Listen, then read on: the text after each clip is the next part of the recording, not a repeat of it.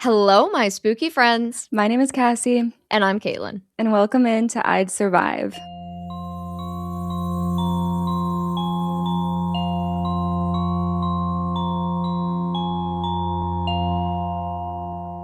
Hi, guys. Hi, Cassie. Hi. How are you doing? Don't sigh. Don't sigh.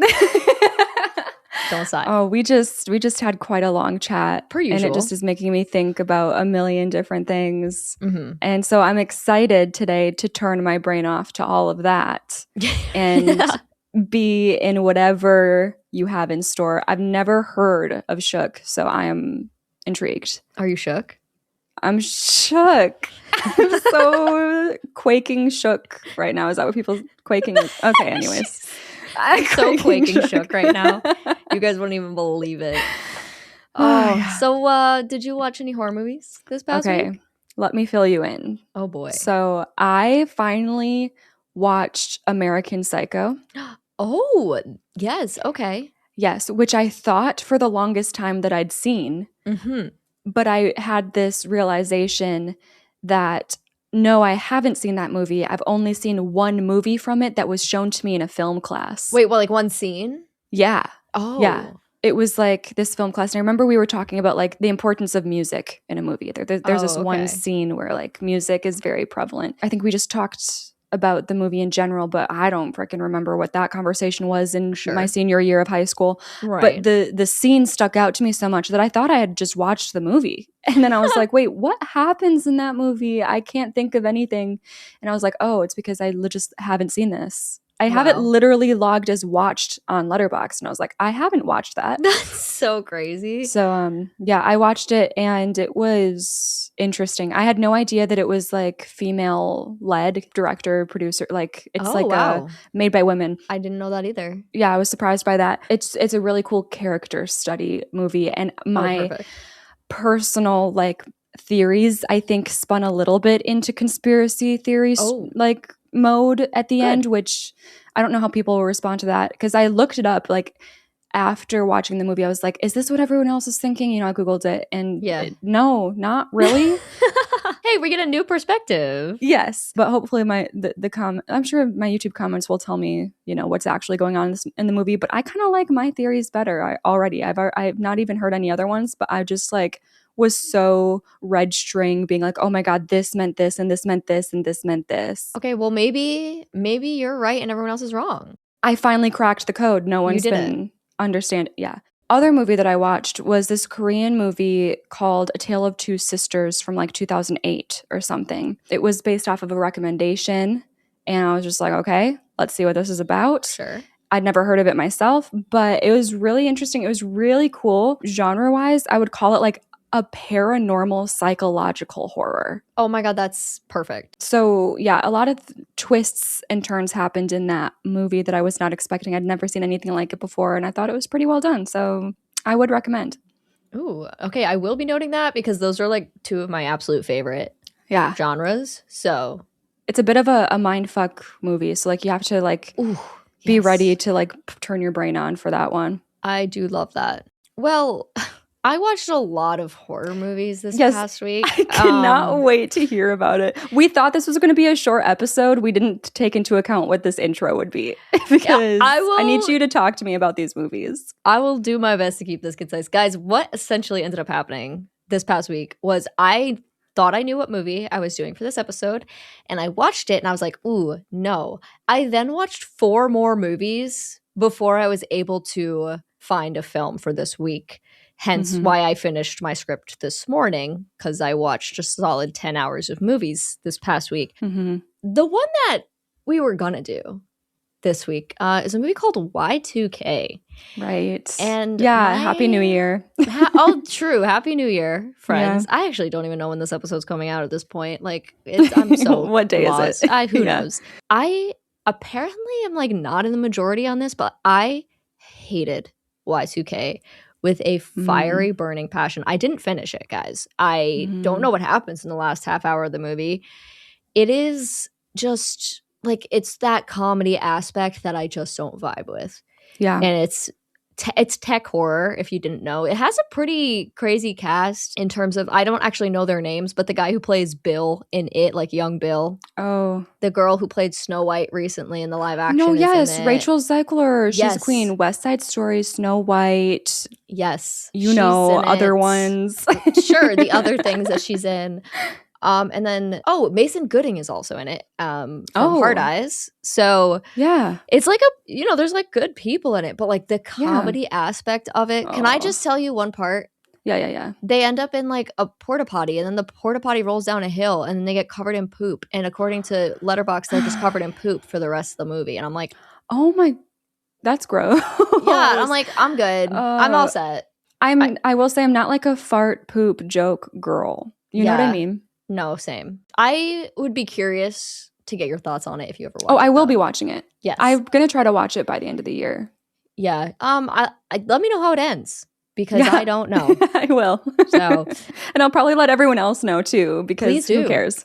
Nobody cares. I did post a negative review on Letterboxd, and people were like, "What? I love this movie," and I was like, "Oh, wait, that's surprising to me, because it just faded into immediate obscurity. Like there was a lot of hype around, probably because of the cast. The director is also well known, so I was like, oh, I can't wait for this to come out, and then it came out, and I didn't even realize it came out, and then it was gone, and I was just like, wait, what happened? Yeah. The next thing that I tried watching was a movie that probably isn't even bad. It's a movie called Terror Train from the 80s with Jamie Lee Curtis in it. And I just kind of was bored. And I just like and even like, maybe it's not a bad movie, but for the sake of the podcast episodes, we need to be excited about the films that we're presenting. Otherwise, we're going to be bored telling the story. Exactly. Yeah. So I was just like, I can't use this. And then I watched a movie that I loved, and I was excited. Freaky. Which essentially, if you don't know, it's basically Freaky Friday meets horror. That's fun. And it's a really fun movie. It's an example of a horror comedy that I actually loved. And I'm not a horror comedy fan for the most part, but this was a great example of a really good horror comedy. And the only reason I didn't use it was because it was so heavy on the comedy, and I knew I couldn't present that to you in a way that would really work because of its comedic timing and all of that. But it's a movie I recommend. It's really fun. That's going to be on my list too. Yes, I do think you'll like that one for sure. And then the fourth one I watched, I might hold on to because I might use it. Okay. So interesting. Yes, it's one that I thought was actually be good for the podcast, but it was going to be a little bit of a complex script, and I didn't have as much time. Yep. So I was like, all right, maybe hold off and try use this next year. So I'll let you guys know when we get to that, if we get to that. Yeah. But then I, of course, ended up with the movie Today, which is a movie called Shook. And it's on Shudder exclusively. And I chose it just because the premise sounded like it would work for us. And unintentionally, it's very similar to my episode from two episodes ago for me. Oh. It's not similar to it, but it has some similar elements to the movie Stream, but we'll get into that a little bit later. And this movie, one of the things I didn't notice until I sat down and looked at the background, it was directed and written by Jennifer Harrington. Yay, we don't know her, but she's a woman, so that's exciting. Love to see it. Wow. Like, honestly, I genuinely get surprised when I see women's names when I go to write it. I'm like, whoa, I forgot that this could be a woman, because we're just like, so often it's men that male are directing, writing for horror. these. Exactly. So that I thought was pretty cool. It premiered directly to Shudder. Oh. Nowhere else was it seen, and that is literally the background of this movie. When did it come out? 2021. You ready to go? I'm so ready to be shook. You will be. So our film opens up with some fun, upbeat music, and on a screen where a girlie named Janelle is live, reminding her viewers to subscribe, like the video, and follow her over on Instagram for more beauty-related things. So we're getting right into the influencers, which we all know and love. I hate that technically we can be described as influencers. Yes. It's unfortunate, but it's true. It's true. I'm into influencer horror. You would think that it would be offensive. It's not. It's so funny. It's not. It's the amazing. way that influencers are like portrayed in media, in horror specifically, always makes me giggle, because I'm like, low key, you're ridiculous, but like, I know what you mean. Yep, I relate a little bit. Yes, you're gonna love this. So The flash of a camera transitions us to a red carpet where Janelle stands holding her little lapdog, posing for photos. Next to her is another influencer, Makeup by Mia, and Vedrana stands next to her. So we have 3 different influencers standing on this red carpet. Okay. The 3 girls pose for the paparazzi, duck faces and all. Oh. And an interviewer makes her way to Janelle, complimenting her on her killer shoes, LOL, which are bright blue heels. Mm-hmm. Hey everyone, I'm here with Janelle, last year's Beauty Influencer of the Year, the reporter says to the camera. Janelle is just so blessed to be here and beyond grateful for her followers.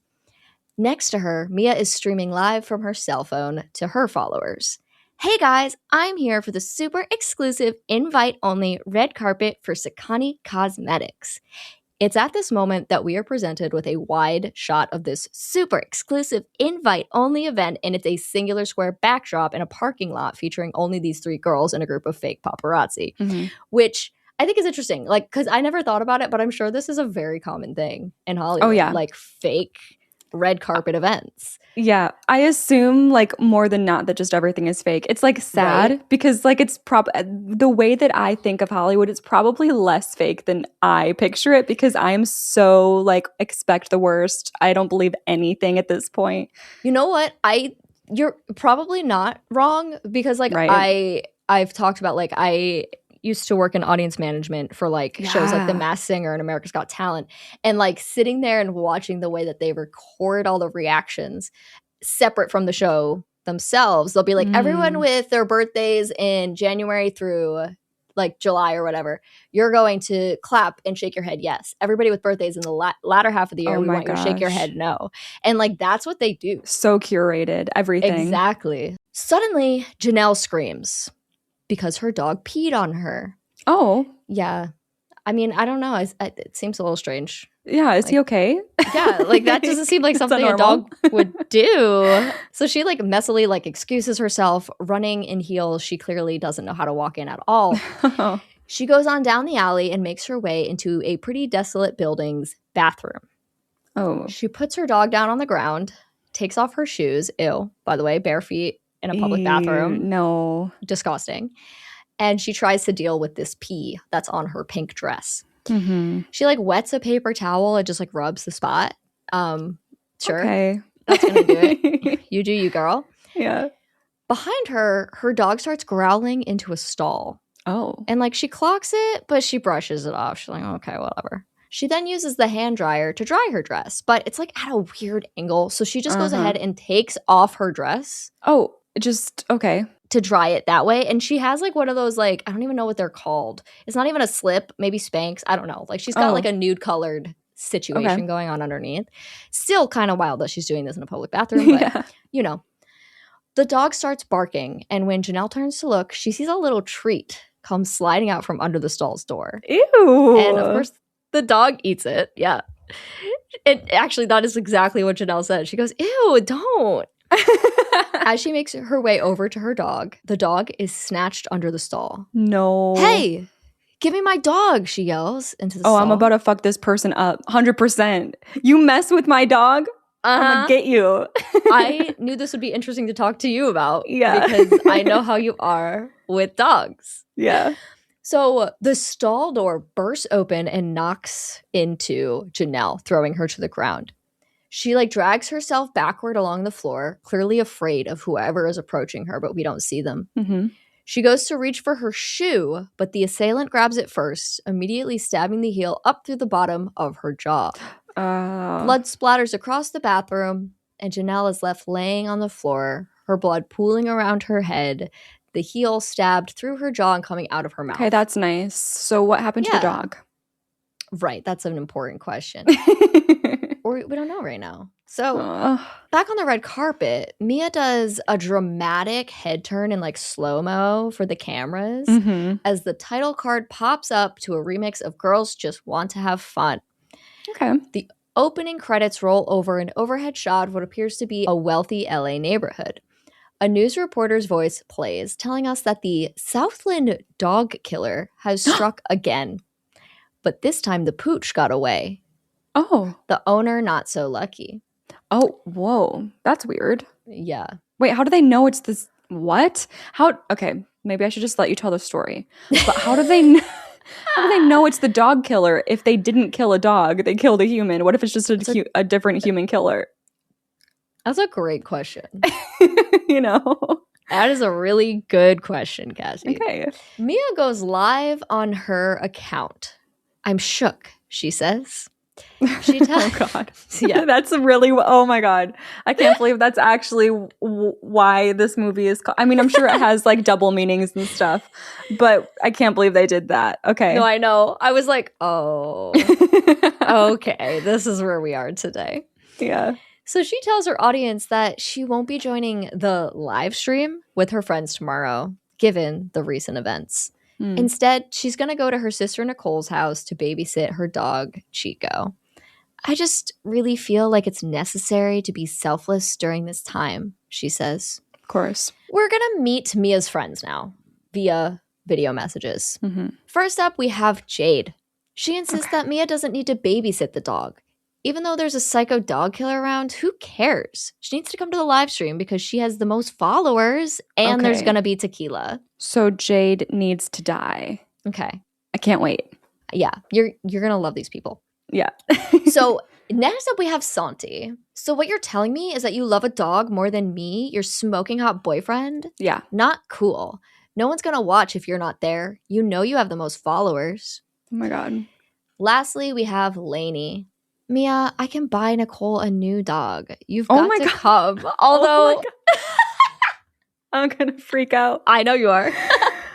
Okay. She's like, you've got to come. Although that said, kudos on like the selfless thing. Very on brand.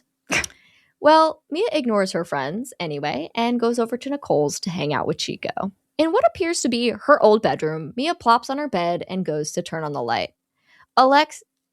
Diana, turn on the lights in Mia's room. So she goes to say, Alexa, I think it's kind of funny because you probably couldn't have a movie saying that the whole time, especially a movie people are watching in their homes. Yep. Because it's just going to set it off. So it's just like a meta joke. A little bit, mostly. Yeah, I think it's mostly a meta joke. There's like a little bit of reason behind it, but I think for the most part, it's more meta. Love. When the lights come up, Mia looks lovingly at the pink, blue, and white Polaroids above her bed of her so-called friends, these 3 friends that just sent her video messages that you immediately don't like. There's just like crazy. Like they're insane. Is her reaction like understanding to them, but like, oh, I can't? Or is she just, can you tell that she's not really friends with these people, doesn't really like them that much? I think she likes them. I think it's a little bit more leaning toward the first. Like she kind of gets it, but she has to go take care of Chico. She like rolls her eyes a little bit. Like it kind of feels like she is actually friends with them. Yeah. But she's like, ugh, they're so annoying. But still like the best of the worst. Like still the worst. Exactly. You know? Exactly. Yeah. Thank you. That's what I'm going for. Yeah. Mia gets a video message on her phone from her sister Nicole now. She appears to be in an airport terminal and just wanted to say hi and thank Mia for watching Chico. Firstly, thanks for watching Chico. Granted, you said you wouldn't watch Chico like 10 times and then that chick died and you realized it could make you look better or whatever. I don't know. But I'm glad you're there. I know I've been kind of hard lately. Mia gets up while we continue to hear/see Nicole's message. It's kind of like 2 things playing at once. She heads into a dark room saying, Diana, turn on the lights in Mom's room. The room seems pretty abandoned. Different medical equipment, canes, and walkers can be seen around the room. I just think when I was taking care of Mom, Nicole continues, and all her medications, different times, different schedules, I'm not trying to make you feel bad. I signed up for taking care of Mom. I know, and I was happy to. She's kind of just tangenting a little bit here. But you're not off the hook, she continues, a little bit teary-eyed now. It'll be your turn to take care of me soon. She hangs up the video message with a love you. Okay. Mia walks around her mother's old room, taking it all in, running her hands along the bed sheets and such. Her phone buzzes, and it's a text from Nicole. Why are you in Mom's room? She asks. Mia quickly looks around and spots a small webcam of sorts set upon the dresser.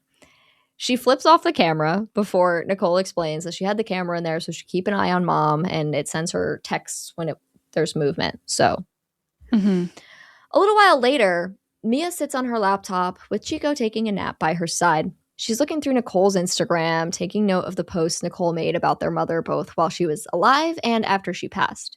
She moves on to Googling facts about Livingston's disease, which we learn is a progressive genetic brain disorder with no cure. A friend request from someone named Kellen pops up on her screen, and she just shakes her head at it and immediately messages Nicole to tell her that the guy across the street just tried to friend me. Oh, that's odd. All Nicole has to say to this is, heard his parents went to prison for kiddie porn. What? What is that? What is what? Kiddie porn? Like kids or kittens? Kids. Oh, okay. Oh, okay. God, he's like, what the fuck?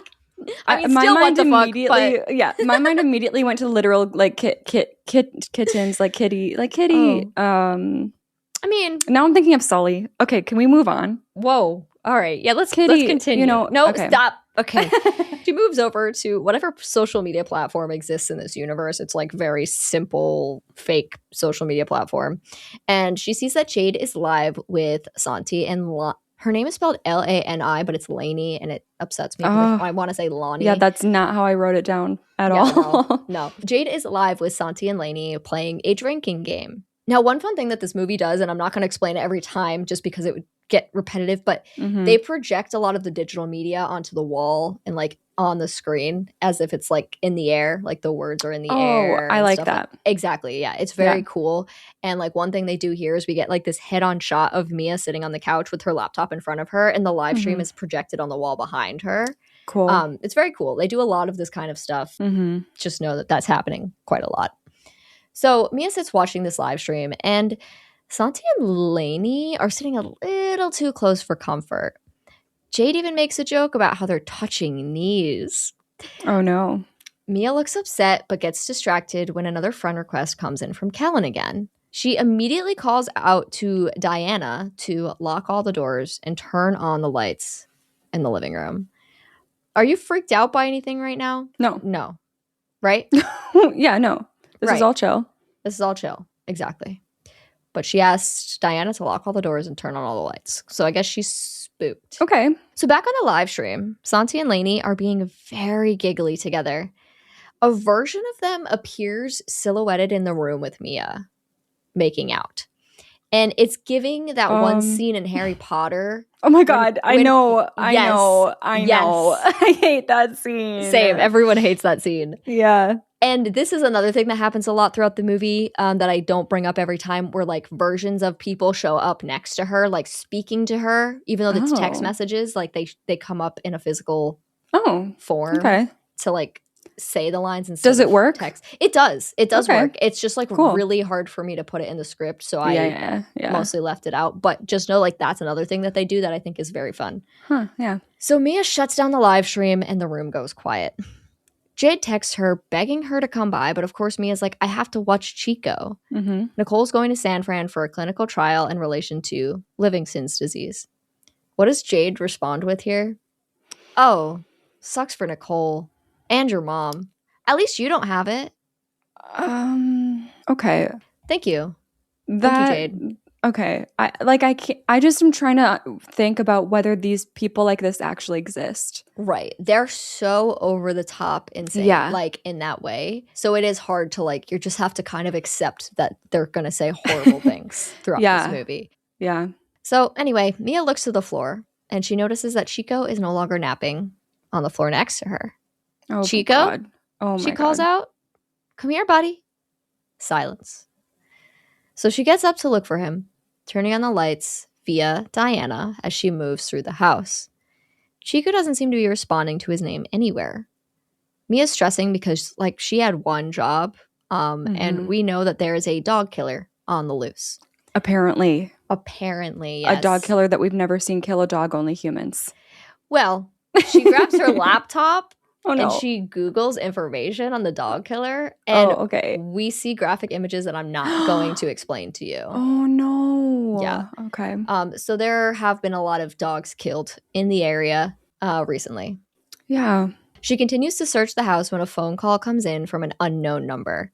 She ignores it, of course, because who actually answers calls from unknown numbers? Right. As she searches her own room for Chico, she hears a very distinct footstep from somewhere in the house. And I honestly want to say it was very effective, in my opinion, because it sounds like an actual footstep, where I feel like sometimes people in horror films are like, I heard a footstep. And I'm like, that was like not a footstep. Yeah. Or it's too dramatic. Was it subtle? Also, it's weird that you're saying footstep singular. Yes, it was like, you know, the that's sound of like weight moving on a floorboard that's kind of creaky. Yes. That's exactly what it is. And it's pretty quiet, like so much so that the second time I watched it, I like didn't even realize it was there. But it's a pretty effective sound. I actually really liked it. So Mia, she slowly tiptoes downstairs because she wants to investigate. But she's met with silence. She tries to call Jade, gets no answer. So she's able to get in touch with Santi through text, but all he has to say on the matter is, that dog is toast. And when Mia's like, that's not funny, he goes, Bae, it's just a dog.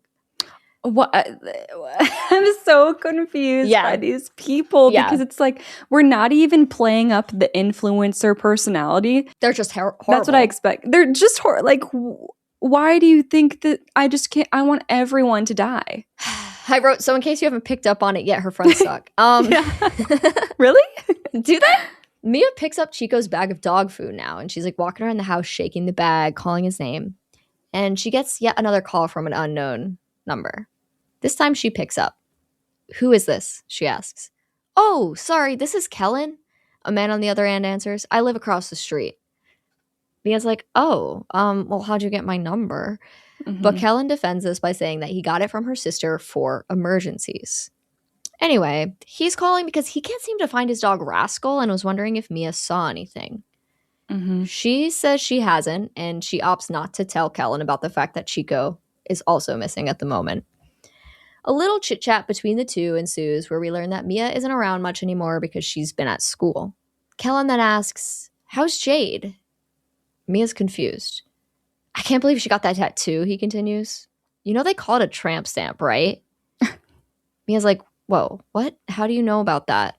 And Kellen's like, well, we're friends online, and she posts a lot of pictures, which I would believe. Yeah. Mia's just had enough of this conversation, though, so she tells Kellen that she's got to go, and Kellen reminds her to keep an eye out for Rascal. As Mia walks into the kitchen, she notices that the back sliding glass door is open about a foot. Ew. Yep. She heads over to the door, opening it and heading into the backyard and calling for Chico. Now, if I'm not mistaken, and I don't think I am, Mia interacted with this door like 5 minutes ago, and it was closed and locked. Okay. But she either doesn't remember or just doesn't care. Oh, weird. Yeah, that she's not acting scared about that. No. She's just like, oh, he must have got out. Like, she's like a little bit on edge, but she just like, I would not, if I saw that and knew it had been closed 5 minutes earlier, I'm not going near it. Right. She's definitely scared, but she's a little too calm for my liking in this moment. Sure, yeah. So while Mia's scanning the backyard for Chico, we see the shadow of a man move through the kitchen behind her, but she doesn't hear or see anything. Suddenly, I love this. Oh. Suddenly, a rustling sound comes from somewhere in the backyard. Okay. Tell me why she gets spooked and immediately runs back inside when we know for a fact that she was looking for a dog. Yeah, you'd be like, oh, Chico, there you are. Right. Okay. Okay. So basically, what I'm hearing is I've heard enough, and we're both 100%ing this movie. We might be pretty damn close. Once inside, Mia tries to lock the sliding glass door, but what's this? The lock is broken. Weird, but that's fine, I guess. A loud, distinct clattering sound comes from somewhere in the house. Like, this is not like something fell. This is a loud-ass clattering sound that would scare the living hell out of me if I heard it in my house. Yeah. Mia once again calls for Chico and walks toward the source of the noise. There's nothing there. Another clatter. Following that sound... Santa! Nothing. A clatter. A clatter. Oh my god.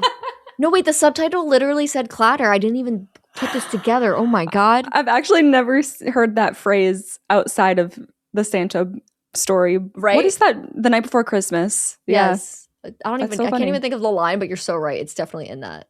Something definitely went to clatter. It sure did. So yeah, maybe it's Santa. Wow. And we thought Christmas was over. That's so crazy. Never. So Girly, she like seems like she's chasing ghosts because she hears a sound, she goes, there's nothing there. Yeah. Her cell phone buzzes. It's Kellen again. She cuts to it. What do you want? She asks. He's like, oh, well, I heard you calling for Chico. Is he lost too? I don't care if that's my neighbor across the street. That's going to send chills down my spine. Because how can you hear me calling for Chico? I don't like that. Like, yeah. Also, the what is his delivery like? Like, is he like sounding concerned or is he kind of dry? He's like, honestly, he sounds kind of chipper. Like, he's very like confident, clear, and like not like overly creepy, happy, but he's like he's just acting like this is a very normal thing right now. Okay, yeah, he's weirding me out. He should be, but he's also like, I guess he's acting normal enough, but I would be weirded out. Yeah, same. Mia's like, yeah, whatever. He's probably hiding under the bed. Kellen responds. What the fuck? What are you talking about? Like, I can't believe, I mean, none of these characters are real, but I can't believe they're not even fictional. Like, there has to be like real people, fictional people, and then there's a step below that these people are. Yes. To be fair, Mia looks up quick and is like, what did you just say? Good. She's bursted out of the matrix that is this movie. Yeah. But Kellen's like, oh, Nicole says he hides under the bed sometimes when he's scared. Oh. Mia's definitely skeptical at this. Yes. She's like, I didn't realize you and my sister talk so much. Yeah. Kellen's like, oh, just in passing. And while she's on the phone, she gets more texts from her friends. Jade is like, girl, if you don't get over here, Lainey's going to steal your man. At this, Kellen says clear as day, Lainey is such a slut. What did you just say? Mia asks. The fuck? And then Kellen just moves on. He's like, is he there under the bed? What? What's happening? Wait, no, it works. It works. Mia walks into Nicole's room, but she goes, no, what did you say before that? Right. Hold on, Kellen says before going quiet. Mia puts her phone down and asks Diana to turn on the lights. She does. Mia gets down on the floor to look under the bed. The lights shut off. Diana, turn on the lights, she says again. But Diana doesn't listen. So Mia blindly reaches under the bed in the dark. Never do right? that. Right? Never. Wait, what? Why does she not use her flashlight on her phone? Shh, I don't know. She's an influencer. I know, she knows right? about the flashlight. She should. She probably should. So she's calling for Chico, reaching her hand under the bed. And then her hand hits something wet. Ew. And she pulls it back. Oh, it's blood. But the room's dark, so she has to walk over to the doorway and like physically turn on the light switch. As the light comes up, Mia screams as she notices the bright red blood covering her hand. Suddenly, the sound of barking comes through the cell phone. She picks up and asks Kellen what that sound was because she thought she heard a dog, but wasn't his dog missing? Yeah. Oh, I just found him a few seconds ago, he says. Oh, how convenient. Why did you tell me to look under Nicole's bed? She asks now. I told you, he says. But Mia interrupts him. Stop lying. What's going on? She demands. Okay, yeah. I've got your fucking dog, bitch. Oh my God. And this is score check 1. What the fuck? What is happening? I am 100%. I'm so mad that I don't even know if I can bring myself to a 99. That's fair. I think that's fair because nothing's even happened yet. Yeah, well, that one girl in the bathroom. I think this is a film where, based on the way it works out, we should stick with Mia. Okay, good. Okay. Yeah, we are Mia. I will say, even with the girl in the bathroom, I'm 100 because like I can just make the easy argument of I wouldn't be at that event. Like, and I wouldn't go into a sketchy, you described it as like a desolate building. In an alleyway to get to a bathroom. Like, I wouldn't go there. So 100% even with that. Right. And the funny thing, like, this is just like a side detail that I noticed when I was writing the script. It's like a sketchy ass alleyway and the door is like old and gross, but then she gets into the bathroom and it's like this perfect, pristine, nice bathroom. And I'm like, there's no fucking way that's the bathroom that's in that alleyway, but sure, whatever. Sure. But yeah, no, I think 100% is honestly valid in this particular scenario. And I do hope to be able to talk my way into it for every act. You might be able to. We'll see. Okay. Is that what you gave yourself? Yes. 100? Okay, perf. Okay. Yes. So it's like dun dun dun dramatic music kicks in after that line because why is that such a funny line? I took your dog, bitch. I was like, this is definitely where I'm putting score check 1. Like this is prime spot for the score check. Yeah. So Mia makes a run for it down the stairs, calling 911 in the process. Now, this is something we've been encountering a lot lately. Like the line is busy for whatever reason. Mm-hmm. And there's the message, your call will be answered as soon as possible. Just like keeps playing over and over and over. Yeah. She looks out the glass of the front door as a text from Kellen comes through. Hang up, it says. Mia doesn't as she backs into another room. Yeah. I told you to hang up, another text reads. She better not. So Mia quickly sends a text to Jade telling her to call the police. Oh, because she's smart. in trouble. That is pretty smart, right? Yeah.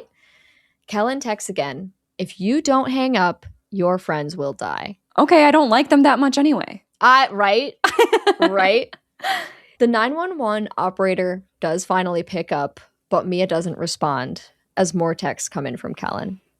He follows up this threat of, don't hang up, your friends die, with photos of Lainey, Santi, and Jade all looking distressed. Oh. Like crying and stuff. And this was actually an interesting spot for a conversation that I wanted to bring up based on something I saw on Instagram the other day. And I want to talk about it, 1, because it's interesting, and 2, because I genuinely think we need to be talking more about this. There is, I don't know if it's truly happening or if it's just kind of the concept of this could be a very real and scary thing. An AI scam of people being, generated into images, like tied up in the back of a van crying.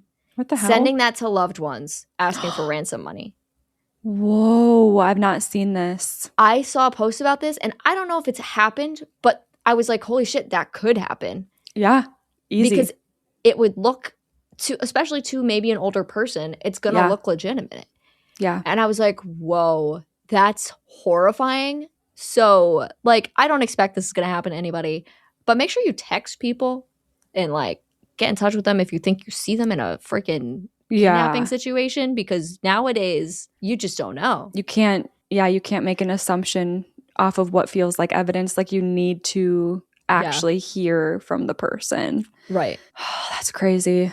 Watching this movie and seeing those images, I was like, it just brought me back to seeing that post where I was like, oh my God, you could totally fake this nowadays with AI imaging, which is so crazy. It's like you don't even have to be this super, super savvy person to achieve an AI image like that. Yeah.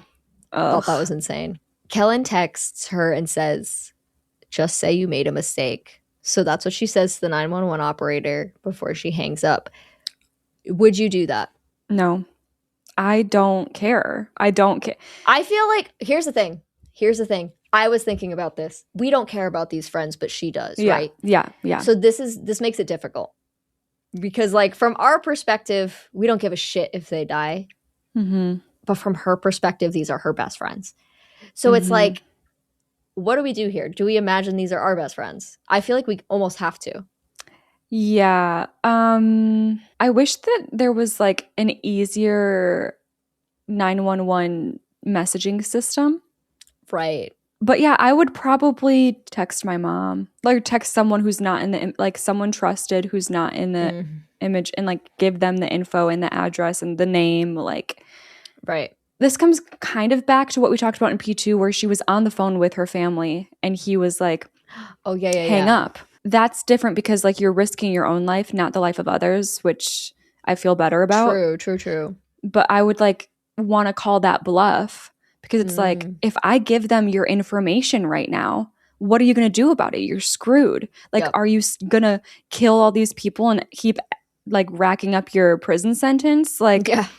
Why would you kill them after I get your name and location and what you're doing out there? Fair. But that's just a riskier game to play when it's not you, it's other people. Sure. So I guess I would play along, but I would just text someone like my mom and be like, this is happening, call the police, this is the info. So it's that is interesting because she does text Jade, but he just says you're friends. So now it's so maybe he has them, and so then in her case I would text a family someone member. Else exactly. So as Mia hangs up her 911 call, the lights go out in the living room And Diana seems to not be listening to Mia's request to turn them back on. Mm-hmm. Mia hears bumps from somewhere inside the house and takes off running out the front door, ignoring yet another call from unknown. Mm-hmm. As she gets closer to her car, a text comes in. Looking for your keys, it asks. Ugh. Well, yes. Yeah. Jade calls Mia and Mia answers. Mm-hmm. On the other side, Jade is crying. And through her sobs, she says, he says if you leave, scream for the neighbors. If you call anyone, he'll kill me. Yeah. Kind of like that's just what you would expect in this situation, trying to cut off any opportunity for the main person to do anything. But she's got to have family to text. I would text the most random person in my contact list. Yeah, like right. Someone I talked to once in college that I got their number for some reason. I would they believe that wouldn't be the best case scenario, but yeah, right. I would text someone to get this out there. Like having our phone right now is such an advantage. Yep. As Kellen calls again, Mia hears a bark from the front door of her own home. Oh. She turns to look and sees Chico standing in the open doorway. But someone is clearly holding the leash, like in the hall. Like the leash is pulled taut, but we can't see them. Mm-hmm. Mia asks everyone's favorite question. Why are you doing this? Period. Yeah. Kellen responds with, what were you supposed to do tonight? Mia's confused. What is the one thing your sister asked you to do? Kellen continues. Take care of the dog, Mia responds. It's an important thing, to be a caretaker. Kellen shames Mia for not watching Chico closely enough. Oh my God. Chico cries from the doorway. Kellen informs Mia that he is about to present her with a choice. A video message comes in, and it's a video of Jade crying. He says you have to choose Lainey or Chico. Oh my God. And I thought this would be a great question to ask Cassie because I think I know who Cassie's choosing. I feel really bad about it because I think I would choose my dog over any of my friends. Yeah.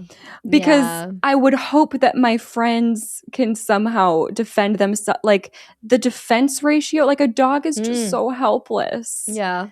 And like I'm hoping a friend, they can pull something out of, like they can manage, they can figure it out. But a dog doesn't know what's going on. They can't figure it out.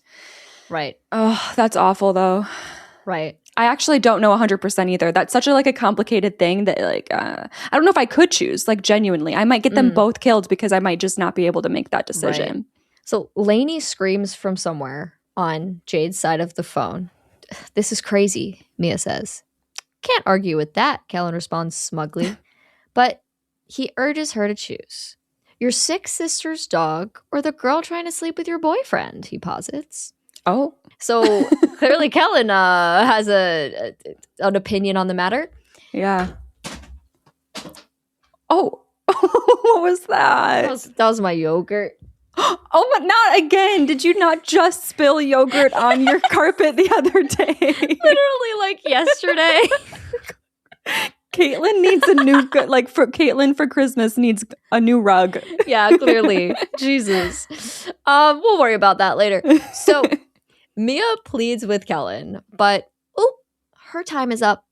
One of the girls on the other side begs Mia to answer him. He has a knife. He's gonna kill them. An intense scream rings out as Mia shouts, Lainey, I pick Lainey. Wow. The line goes silent as Chico is dragged back into the house by his leash. So you don't know. I feel like I would pick Lainey, but I don't think it would be as hard a decision for me, but I understand. Well, the thing is also, who knows, maybe this guy's obviously crazy. What if you pick Chico so they kill Lainey instead? Oh, yeah, for sure. It's like, for sure.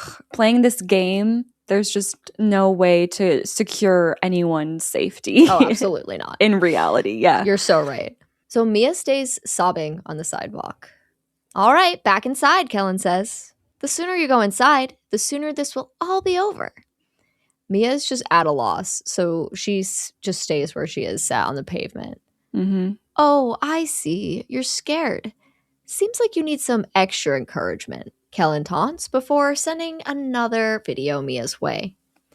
This video features Nicole now. Okay. It's yet another close-up of Nicole crying in distress in the same way that her friends were. Mia's like, no, that's impossible. Yeah, didn't she just talk to her? Well, she says she's on a plane right now because she am I imagining that they talked literally in the living room, or was she just talking about Nicole to someone? I know she's on a plane heading off, but I know. Well, she got a video message from Nicole. I don't think they spoke. Oh, okay. Yeah. Okay. Yeah. So it works timeline wise. Yeah, the timeline does work except for the fact that she's supposed to be on a plane. Right. And so Mia's thrown about that. Kellen's like, I don't think so. Come inside, Mia. I think you know what will happen if you don't. So you're sitting out on the sidewalk. He's now sent you a video of your sister. You're going inside. Oh, yeah. Yeah. Yeah. Yeah, right. I'm going inside. But we still have our phone and we still aren't texting anyone. Now he has your sister. Who knows if he has your other family members? Right. I don't foresee him having her parents. It's can I text my parents? Yeah. Can I post on social media? Well, this is actually interesting because obviously her mother has passed, but I don't know if there's ever a mention of the father in the movie. Oh, which is really interesting now that I think about it. There might be, and I'm just missing it. Okay. So Mia gathers herself and her strength, and she heads back into the house. In the entryway is, a lot of blood. Kellen calls Mia back, asking her if she's ready to get started. Well, Kellen's going to continue on with his little game of sorts.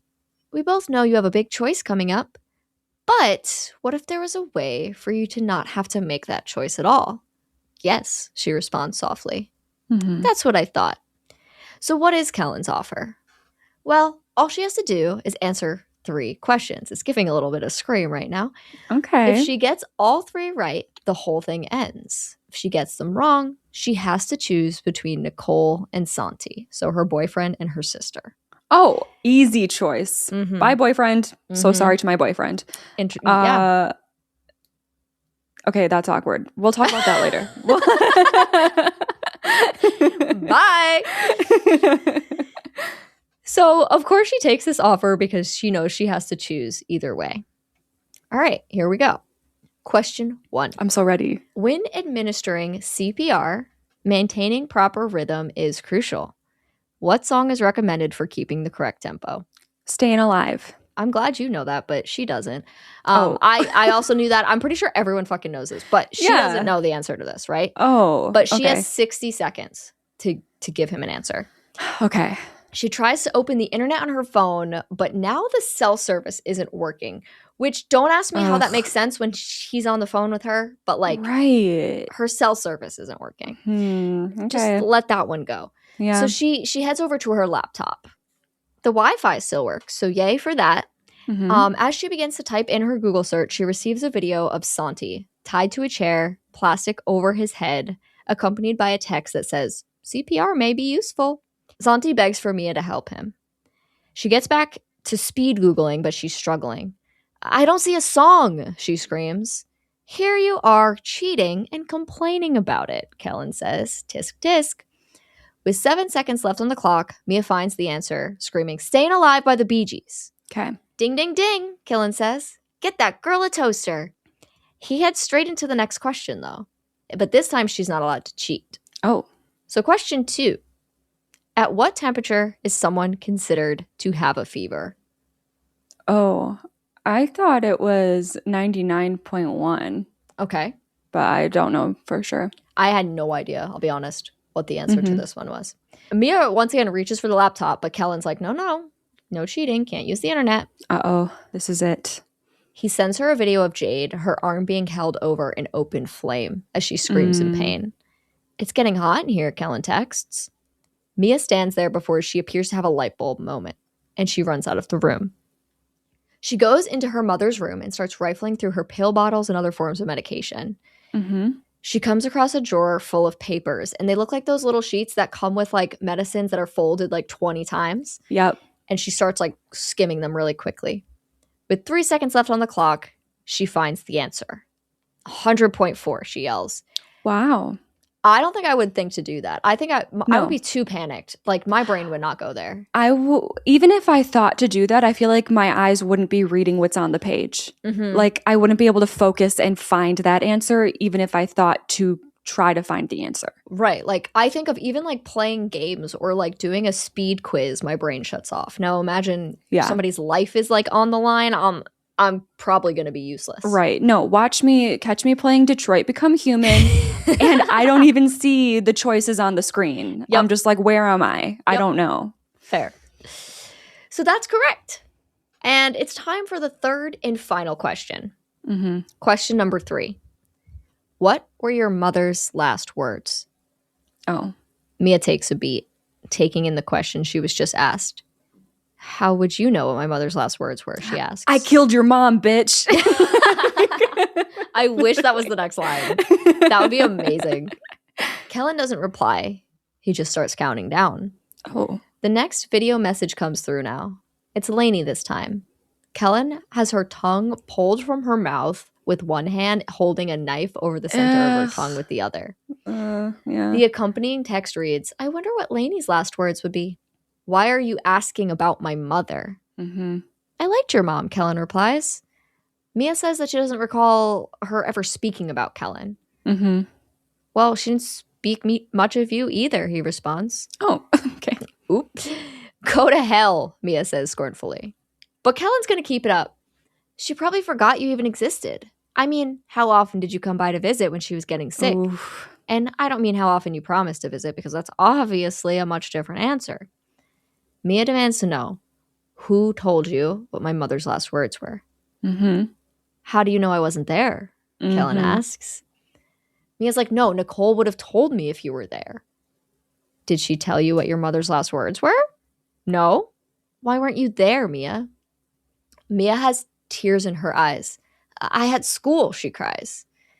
Didn't Nicole tell you that she only had a few hours left? 14, 13, 12, Kellen continues. Mia just screams into the phone that this isn't fair as the timer reaches 0. Please don't hurt her. Hurt who? It's time for another choice. Lainey or Nicole? Mia's like, this isn't fair. You don't know the answer. I do know the answer, Kellen says, and you do too. What? Mia looks confused. She's like, what do you mean? Kellen pauses for a moment before replying. Your mom had a breathing tube for the last 2 weeks of her life. She couldn't say anything. Mia just breaks down as Kellen pushes forward. Who's it going to be, Mia?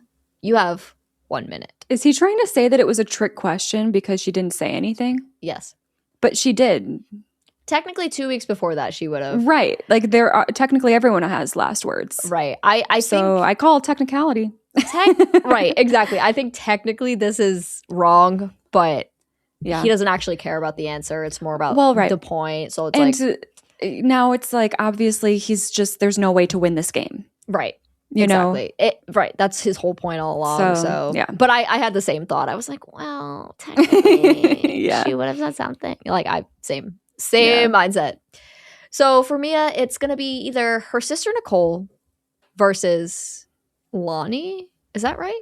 At one point, it was Lainey versus Santi. Yeah, what the fuck happened to that?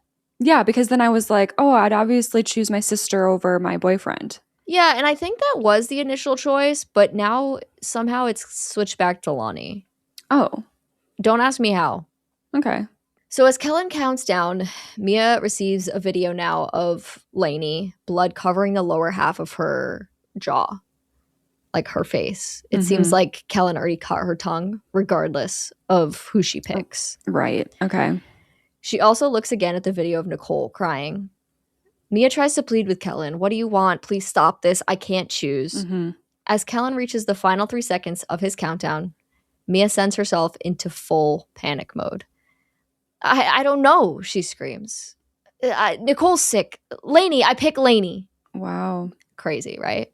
That is insane. I know, she's like... Are her and her sister around the same age? I think her sister's a little bit older.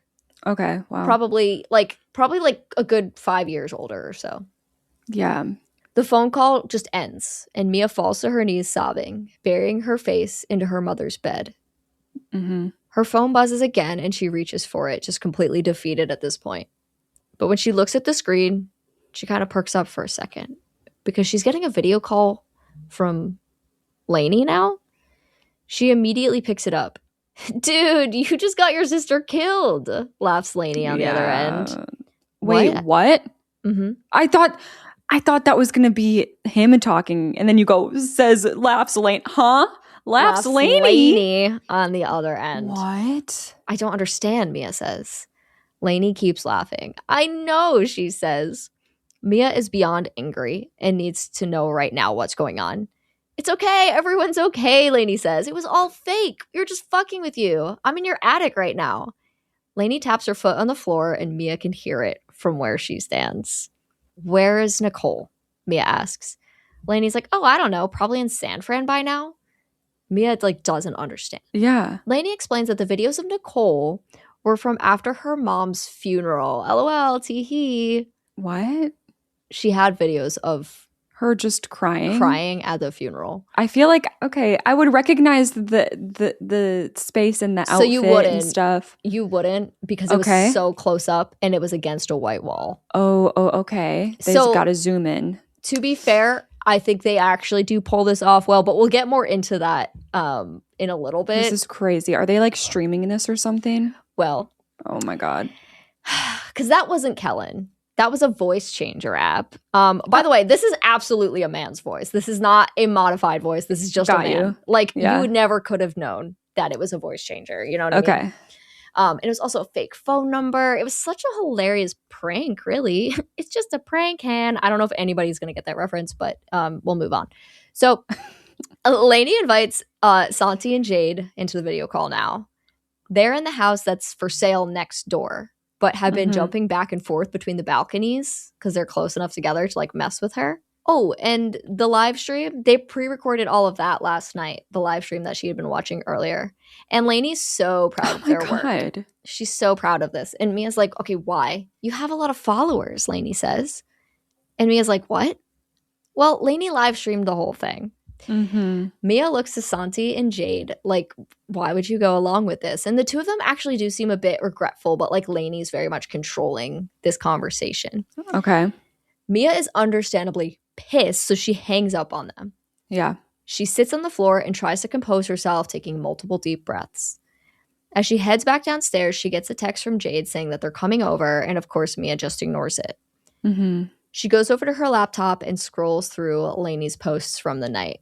Lainey had been posting the whole time, joking about how Mia had no idea what was going on. She's got a video joking about the fake blood that she's using, all of this stuff. She also finds the video Lainey used of Nicole crying after scrolling deep into Lainey's Insta feed. She was standing in the house, taking a selfie video of her makeup and stuff while Nicole was in the background, crying against a wall. Oh my God. And she went back and used that video, which is diabolical. But, yeah, that is not even the point right now. So Mia decides she needs to call Nicole, and she tries to call her cell, but it's off. So she finds the information for the hotel that she knows Nicole is staying at in San Fran. Mia asks the front desk if she can be transferred over to someone staying there, her sister, and they forward her over to Nicole. Of course, Nicole immediately is like, oh, is everything okay? Mia just wants to know if Nicole made it to San Fran okay. She seems relieved to hear Nicole's voice. Nicole clearly senses something is off and asks again if everything is okay. Mia sighs before saying, I'm sorry. She apologizes for not being here when she should have been. Nicole's like, do you mean that? Because I wish I could believe you. Oh, yeah. This isn't the first time Mia has apologized before just going back to her old ways, regardless. Right. Nicole moves on, asking about Chico.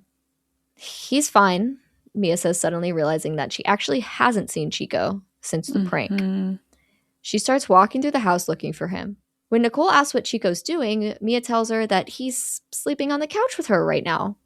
Nicole's like, oh, could you send me a pic? Of course. Mia promises that she will as soon as they hang up. Oh, by the way, Mia says, your phone is off. Nicole's like, oh yeah, I was getting a lot of texts from the camera in Mom's room. Mia freezes. So tell me, is it just Jade, Santi, and Lainey, or are there more people? So clearly Nicole thinks Mia's throwing a party or something because she's been seeing all these people walking through. Right. Nicole tells Mia that she needs to get to sleep and ends the call. Mia screams for Lainey, who had said she was in the attic. "Where's Chico?" she asked angrily. Suddenly, a video call from Lainey comes in. She's crying. "Mia, get out of the house," she whispers. Mia's over this. "Stop," she tells Lainey. "Where is Chico?" Lainey just tells her repeatedly to get out before a knife slashes her across the neck. "Assholes," Mia screams before hanging up. Oh my God. Wait, yeah. Okay. So that's, who was that? Lainey. Lainey just got slashed. Mm-hmm. And it looked like she was still like in the attic. Yep. Yeah. Do you think, I mean, at this point, you're probably in Mia's shoes, that they're just continuing on with their prank? Or do you think something happened? Okay, so it's hard because in her shoes with those people, I would think that they were just trying to continue the prank. I entirely agree with you. It's hard because like I just don't have friends who would do this. And right. I also know my friends so well that I feel like I could read a shift in their energy and know when they were being for real and when they were trying to pull a prank. Like I feel like I could just tell. But I feel like I have to put myself in Mia's shoes and just accept that these are my friends right now. Yeah. So yeah, I think that I would think it was just a joke still. Right. Right. Now Santi calls. Santi. Oh God. These people Santi Claus. Dude, because they both end in I. Lainey and Santi. It's Lainey and Santi. So I keep mixing up the vowel sounds. Yeah. Between the two of them. And it's driving me insane. Yeah. So now Santi calls, and before he can get a word in, she just goes off on him, understandably. Santi's like, "Mia, listen. It was all Lainey. We didn't want to do it," but Mia hangs up the call. Yep. She still doesn't have her car keys, so she opens up her Uber-esque app and calls for a ride. Big Mike will be there in 25 minutes, the app says. Oh, that's a long time. Fucking suburbs, Mia mutters, which, that is kind of the reality. Yeah. Jade texts her now telling her that something is actually wrong. The whole thing was a prank, but whatever just happened with Lainey was not part of it. Mia just shakes her head as a loud splash comes from outside. She slowly makes her way to the backyard. Turning on the pool light, Mia can see Lainey's body floating face down on the surface of the water. Yeah. "It's not funny anymore," she yells. But as she gets closer, she can see blood. She turns over Lainey's body to see that, yes, she is in fact dead, a knife having sliced her throat. Mia screams and runs back inside, and this is score check 2. Okay, so I'm still 100. Yeah. Even, again, same thing as the first one where I know we're just putting ourselves in Mia's shoes here, so that's why we're 100. But even with Lainey's death, well, I just would never be doing those things, so I wouldn't, be dead right now. I wouldn't be Lainey. Yeah, fair enough. It's pretty, considering that Mia hasn't been attacked. Yep. Also, I'm with you in 100. Perfect. Okay, one more to go. We can do it. I can do it. You got this. 100. You got this. A text comes in, this time in a group chat. The unknown number sends a message saying, "Round 3. All the lights shut off in the house. The unknown person says the rules remain the same. If Mia calls anyone, informs anyone, asks for help in any way, someone will die." How will they know, though? That's the thing is, they have seemed like every move she's made, they seem to know about. Even on screen, like not just the fact that she's doing something on a device. You think that they are seeing what she is doing, like sees the screen of the device somehow. All right, give me 1 second. Like, let me read 3 more lines. Oh, I see. She's looking at me like, what? I was like, okay, I'll give you a second to think about that. Go ahead and think about that. Okay, what am I about to find out? Remember, this is a group chat. So we have Jade, Santi, unknown number, and Mia all in the same group chat. Yes. So Santi's like, "Who is this?" "Well, it's Kellen. Duh. He's been watching this whole time." Seems he now has control of Santi and Jade and is ready for some more games with Mia. Kellen texts that Mia is going to have to choose between Santi and Jade and her favorite person, which is, of course, herself. Okay. Mia grabs a knife from the kitchen drawer. She's ready to go. but Kellen tells her to put it down. She looks into the corner of the kitchen and sees a camera. So she does. She puts the knife back in the drawer. So Kellen has eyes in the house. I would destroy the camera. Okay. Do you think like then what's he gonna do? Okay, but kill them, right? I don't think so, because I think he wants to play this game. He wants it to be a game. Well, like, that's it doesn't true. feel as good for him to like just kill them randomly. He wants to do it in like this showy way.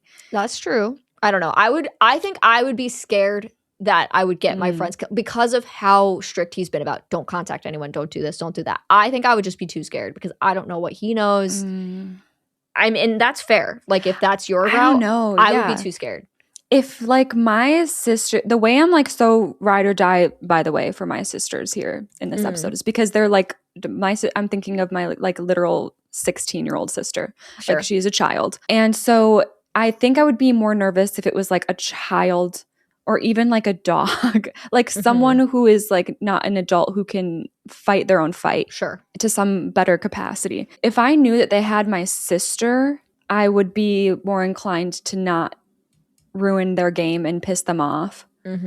But I think if they had like people, like adults, people my age, I would just be like, because I'm telling you, I think it would be so stupid of him to kill them.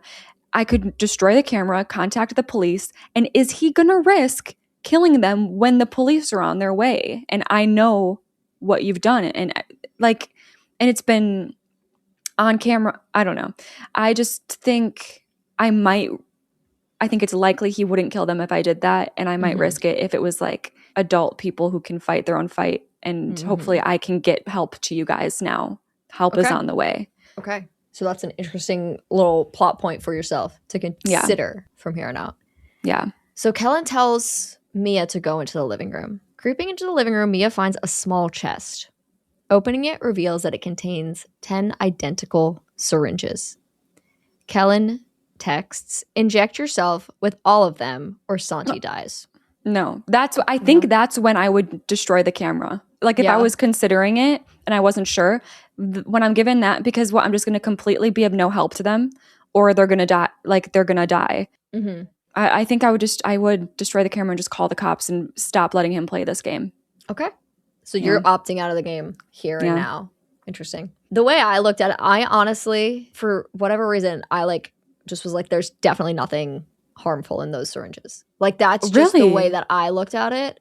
So I think I would do it because I would think that his goal, like kind of in the same way that you're talking about with the game, like I feel like his goal is not to kill me right now.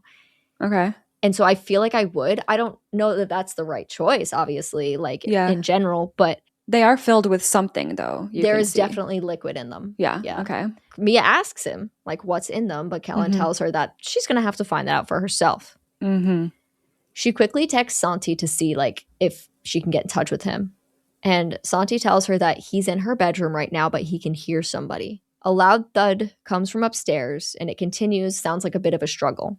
"Your time starts now," Kellen texts, as he then starts counting down 60 seconds, one text at a time. Mia stares at the box of syringes before picking one up. She contemplates before hesitantly trying to stick herself with the first needle. She struggles, but eventually does get it in her forearm. It took her 20 seconds to get the first one done, and she still has so many to go. No, I bet it's possible to somehow fake it and make it look like you are injecting yourself. That's actually a good point. I don't know just if they put would it on the surface it. And, maybe they might, but they might not. Yeah, no, I didn't even think of that. So she picks up the pace, shoving one needle after another into her arms and legs and crying as she goes. And as the timer lessens, she grabs like 4 at once and stabs them all into her thigh and does them like all together. And she's at the final syringe now, but the needle is bent and breaks off. Into her body. No, not even. It like before she could even insert it. So like, in my opinion, this is bullshit. You gave me a faulty needle. Like, that's not my fault. I was clearly about to do it. Yeah. But like, Mia just throws the needle to the side and runs upstairs, calling for Santi. And she gets to her bedroom door, but it's locked. So she grabs a pole from her mother's room and breaks down the door. Inside, she finds Santi dead on the floor. What? Wait, so they killed him because she didn't do the last needle and they know it? I think so. Here's the thing here is either she killed him anyway ahead of time or it was the syringe. Yeah. Because like there was a scuffle. I'm just curious because I feel like if they were going to kill them anyway, I would feel good about just stopping the game and calling the cops because it's like nothing I do is going to actually help playing this game. But if they did it because of that stupid syringe thing, that's dumb. And maybe they would have been mad enough to just kill if I destroyed the cam. Exactly. Right. So Mia lets out a scream of just pure frustration before getting a call from Jade, who is the last of her friends now that is still alive. Is he okay? Jade whispers. He's not, Mia answers. Jade starts crying and apologizing. Just shut up, Mia says. Try to stay calm. It was a lot of money, Jade says through sobs. Mia's like, whoa, what? Lainey paid you to do this? Yeah.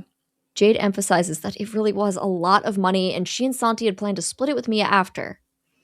A video message comes in from Kellen, sent to both Mia and Jade. It's a video of Lainey working the checkout at a grocery store. It's followed up with a video of Lainey crying, seemingly right before she was killed, admitting that she was broke. She pretended to have a lot of money for the attention, but it was all a lie. Okay. Mia holds the phone back up to her ear. But Mia, Jade starts, she had the money. We really thought. And then the phone line goes dead. Mia opens up a private chat with Kellen, asking him if he gave Lonnie the money to set all of this up. As she hits send, she hears a text message received from somewhere else in the house. She sends more messages, and the ping continues with each message. Grabbing a pair of scissors as a weapon, Mia makes her way toward the sound. And she finds the closet where the ping seems to be coming from. No one seems to be there. But Mia slowly reaches for like the rack of clothes and whips them to the side. A dead body wrapped in plastic falls forward out of the closet. Mia screams. This body has been dead a while. What the hell? But Mia recognizes her mother. What? Mm-hmm. Who was at the funeral? Oh my gosh, did they dig her out? So, she looks deeper into the closet, where she finds a laptop on the floor, open to a page of security cameras featuring different rooms in the house. Looking at the entryway cam, she sees a figure walk toward the front door and stop. I guess you found Mom, a female voice says, looking straight into the camera. It's Nicole. Mia calls Nicole's phone from her spot in the closet, and Nicole picks up the phone. But is she making Kellen work with her then? There's been video calls from Kellen. Well, we'll get into it. Okay. What did you do? Mia asks. I feel so much better now that you know, Nicole responds. Mia's like, well, we buried Mom. Well, no, obviously we didn't, Nicole says. What are you talking? Okay. When Mia asks her how, Nicole simply tells her that people will do anything for money. She's like, do you really want to know the details? And Mia's like, no, I guess I don't. Which I guess is kind of fair. It's true that people will do anything for money, unfortunately. Yeah. We also learned that Nicole had the hotel patch Mia through to her cell phone. And yeah, no, Kellen had nothing to do with any of this. So what was up with the video calls? Were those not real? Were those just like on screen? Or am I misremembering? Well, there were video calls of her friends. None of them showed Kellen. Why did I think that there was a video call straight from Kellen? Okay, so there wasn't. I mean, so he's just... Kellen's video call, like Kellen did video call, but it was never of himself. It was always of the people around him. Like his voice with not showing himself. Okay. Yeah, and there were a lot of like regular. This movie's a little tricky in the sense that it switches back and forth between video calls, voice calls, and text messages and video messages. There's like multiple forms of communication, so it's like hard to keep track of it. Aw, poor Kellen. Nicole taps a button on her screen, sending a feed to the laptop Mia sits in front of. This video is from the camera in her mother's room. It's an old video showing Nicole holding a pillow over their mother's face until she dies. Okay. The camera switches back over to Nicole in the hallway. She says that she had to do it. She wasn't her anymore becoming less her every day. But now she's still her because of what she did. Mia is beside herself. Like, what is going on? This is batshit insane. Yep. How could you pick Lainey over me? Nicole screams. I'm your sister. Yes, but Mia starts, you're sick. Kind of crazy. That is crazy. Like, I don't care that she's sick. Okay, well, you might as well be dead. You're sick. Like, that's like, what? Like, what is happening here? Yeah. Nicole just looks defeated and then explains that, well, the second part of this, she never planned on. The first part, it was going to be a big, fun joke. But then, when Nicole asked where Chico was and Mia still lied, she couldn't even tell her the truth. She still covered for her friends. Mia just wants to know where Jade is. Mm-hmm. Sheesh, you're ready to play again already? I thought you'd want a break, Nicole responds. Mia cannot believe that she's still going at it with this. Mm-hmm. But Nicole's like, this could have been you, Mia. You could have been the sick one. But instead, Nicole has to deal with the injections, the mood swings, the personality changes, all of it. And she kind of talks a little bit here about, like, that she's not always like this. Like, this is part of the disease. Like, her personality changes. She's even having trouble walking, which is the thing that pisses Nicole off the most. Something as simple as walking, she can't do normally anymore. So here's Mia's next challenge. Mia has 5 minutes to break her leg or Jade dies. I don't think I could do that. I know. I think my first thought was I would jump out like a window or like like from the roof or something and try and do it in a way where I could survive, but like try and break my leg. And maybe try not to break your leg, but like just try to get a sprain, and then you're out there and then you just run away. We're going to address this too, believe it or not. Okay. In order to prove to Mia that she's not messing around, she walks over to Jade, who's tied up in the living room, and the camera switches over. She continues to explain how much pain she experiences due to Livingston's disease.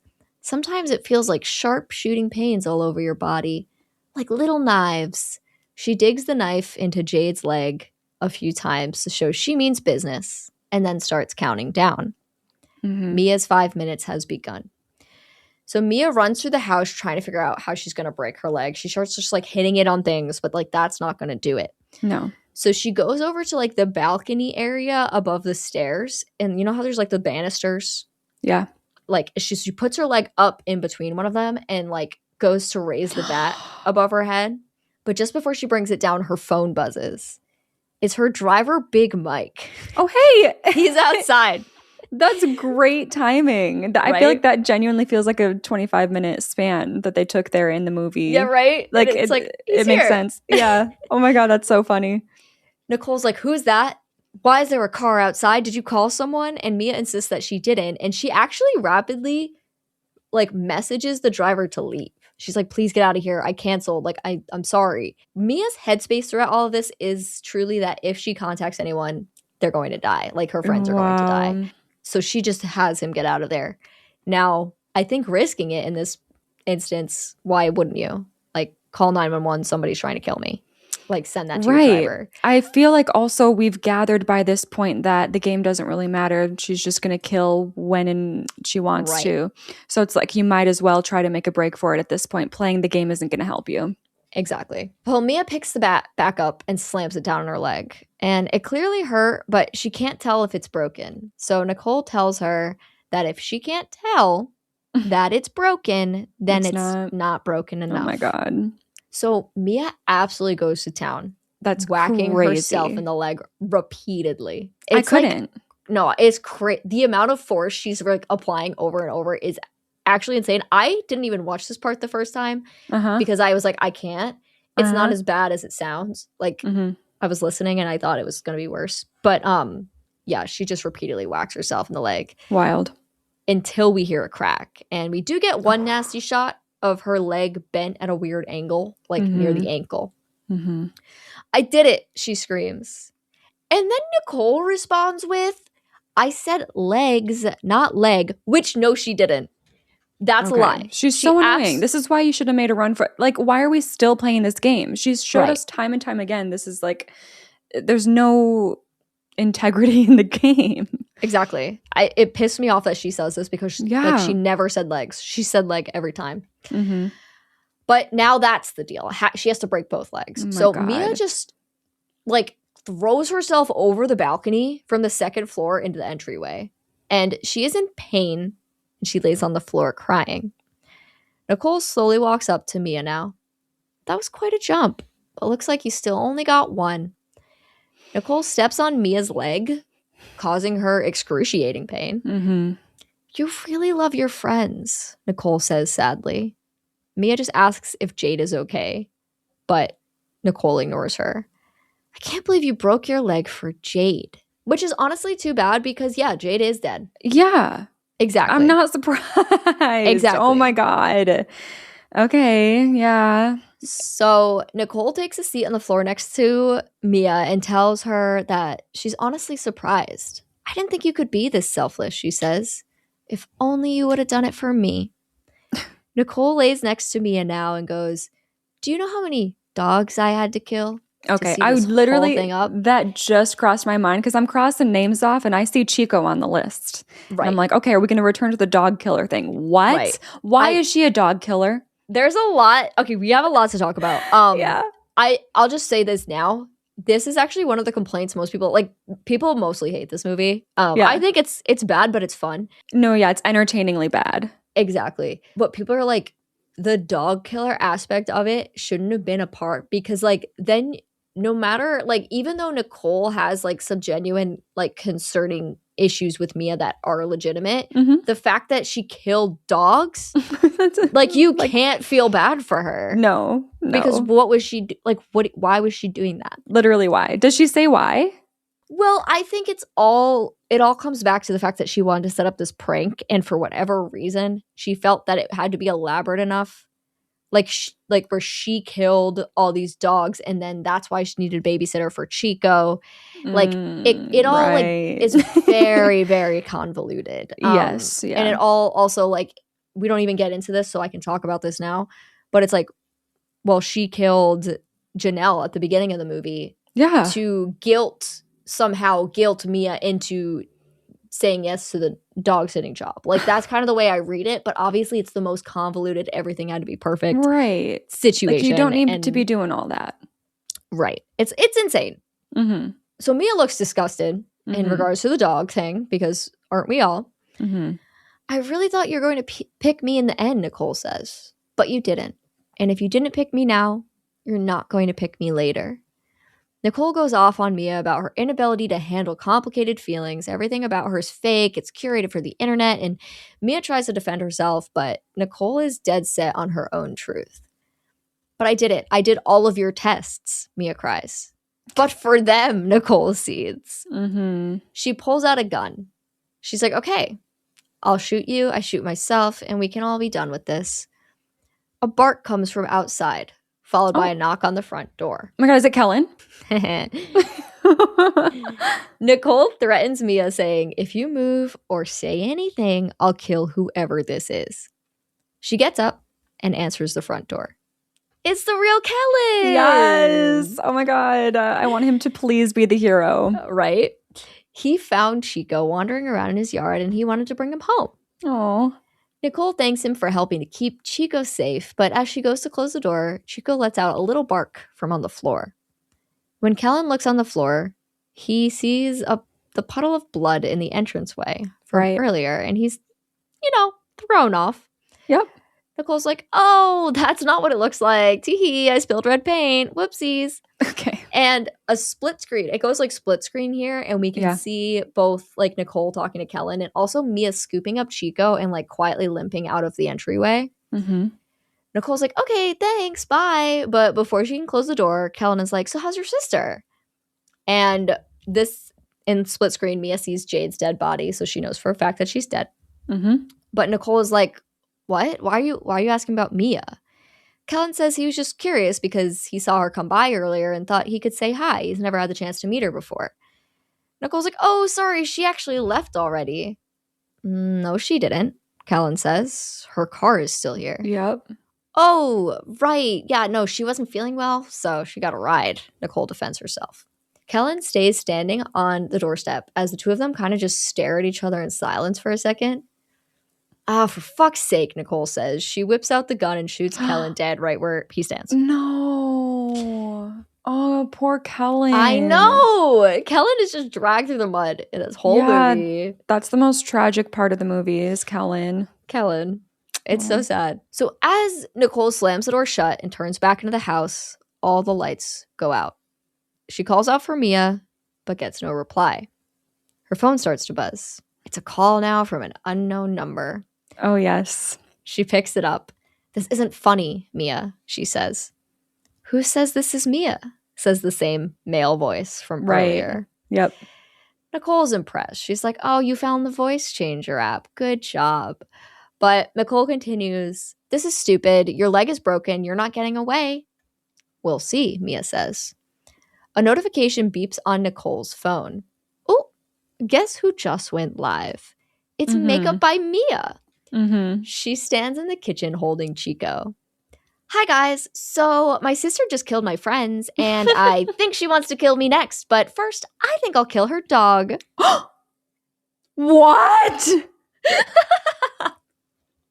What? Mia, no. Mia, I would rather her die. Wow. Like, I'd rather Nicole successfully kill Mia than Mia kill Chico. I'm not surprised that this is what you're saying. You're willing to kill a dog because of your sister being a bad person? You know what? If we all went around killing the bad people's children, I don't think that would do any good. I think that you're a psychopath. Like, kill your sister. Don't kill her dog. Right. So Mia holds the knife to Chico, and Nicole makes her way to the kitchen with her gun outstretched in front of her. It seems very quiet. Suddenly, Mia pops out from behind the wall and tackles Nicole to the ground. This is all being captured live, and we see multiple people watching. Comments are coming in, like, is this real? What's going on? Nicole and Mia wrestle on the floor. We're hand-to-hand combat, and do remember Mia's leg is broken. Yeah. But she still does pretty all right, at least for a while anyway. Nicole manages to get herself on top of Mia and puts her hands around her throat.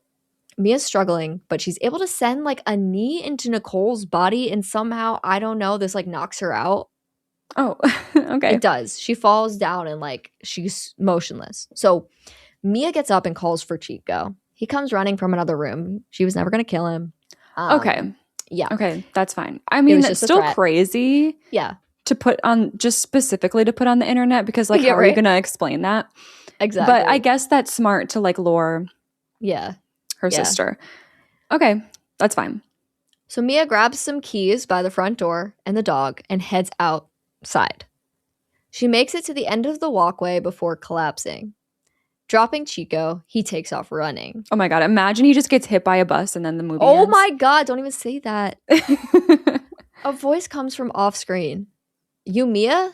A man asks. Mia looks over and it's Big Mike, her Uber driver. She just goes, no. Oh. I don't know why, but she says no. Oh, okay. Okay. So we're going to leave her there on the sidewalk. Okay. And we cut back to the live stream in the kitchen, and the camera is still just like sitting in the same spot in silence. And the chat is like, whoa, what's happening? Is this part of the prank? Like, did we just see someone die? Suddenly, Nicole pops up dramatically from the floor and grabs the camera, and the movie ends. Oh. Okay. Yeah, I hated this experience. I'm actually missing the mean one at the moment. Wow. That was something. Remember, this was the best of 5 options I had this week. That's so crazy. Yep. No, it's good. It's good for the podcast, but it's still crazy that this was the best of 5. I know. Believe me. What a week you've had. I'm going to just let you decide what your feelings are. I'm just going to let you take the reins here. You know how you felt about Better Watch Out, where it's like this little boy that she's been babysitting and she's pissed off because it's this little boy and it's just like you don't even want to take it serious. That's how I would feel if like my sister did this to me. I'd be like, yeah, fucking right. Like I would not let her get away with this. Like you thought. Yeah. So that's a little bit on my mind too, as far as like when I find out who it really is, I'd be like, oh, fuck that. I'm not playing with you. Like, right. I know you. I'm not playing with you. That's actually, that's a good point. I think, of course I do want to give myself another 100. But I just don't think that would be realistic. Yeah. So I'm going to give myself for the third, only thinking of myself as Mia, a 88. It almost happened. It almost Did you do happened. 89? 87. 87? Dang it. I mean, this one wouldn't have been as interesting for all of our scores to match because they were hundreds, but sure.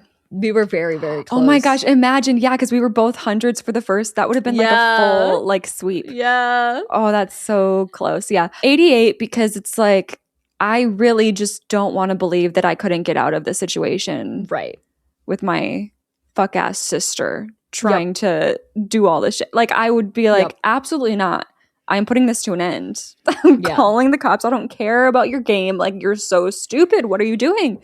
For sure. Oh, it's so hard to put myself in her shoes with these characters. That's like part of what's hard. Because it's like, I wouldn't, like my sister wouldn't do this. I wouldn't believe it if my sister did this. I wouldn't choose my friends over my sister. So like my sister wouldn't even be mad at me. Like it's just like. Yeah, that's also a good point. In that, Lainey versus Nicole moment, I think both of us are picking Nicole. Yeah. Yeah. You would think. Yeah. So it's just a hard one because I just wouldn't, this would just never happen to me. So I guess in a way you can argue like each act, like all that's revealed in every act, it just never would I would never be in that position.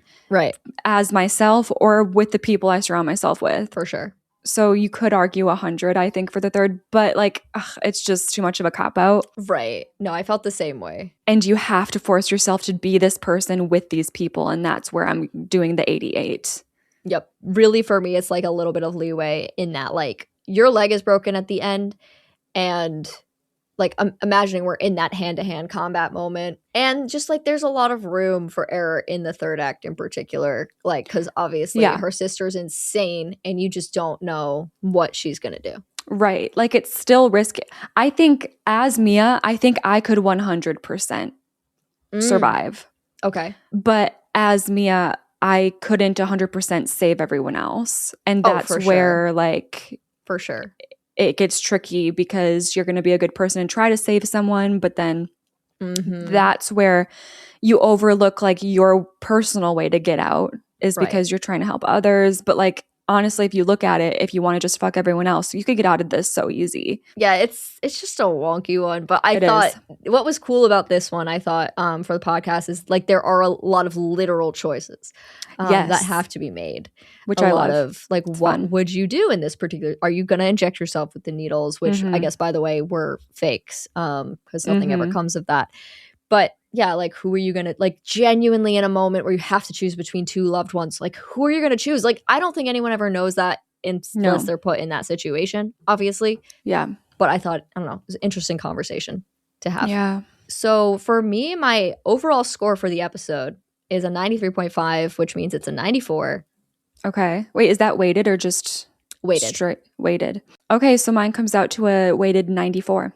Okay, so it is 94 today, which I think it's pretty easy to say. There was just a lot of opportunities in this movie to, one, again, probably wouldn't be here, but a lot of opportunity to kind of get out in a lot of suspension of belief that has to happen in this movie of like, well, why didn't she just do that? Like, she could have just done that. So that's where we come in and we tell you, yeah, you could have just done that. Yep. And we tell you that we would have a 94% chance of surviving this movie. Absolutely. Thank you guys so much for tuning in and hanging out with us this week. As always, please check us out over on Instagram at I'd Survive Podcast. There you can also find the link to our Discord where you too can submit your own score. So let us know. Would you survive?